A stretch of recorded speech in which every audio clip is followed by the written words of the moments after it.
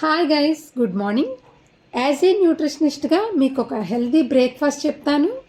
ఈ బ్రేక్ఫాస్ట్తో మన బాడీకి ఫుల్ న్యూట్రిషన్ ఫుడ్ అనేది వస్తుంది.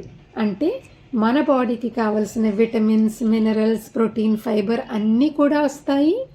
ఫుల్ న్యూట్రిషన్ ఫుడ్ అంటే ముందుగా గుర్తొచ్చేది మొలకెత్తిన పెసలు.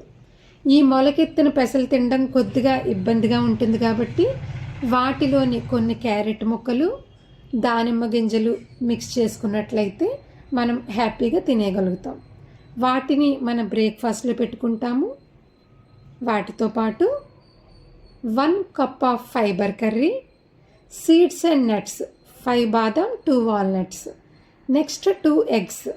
ఇది మన హెల్దీ మీల్. ఎగ్స్ అనేవి ఖచ్చితంగా మన మీల్లో పెట్టుకోవాలండి.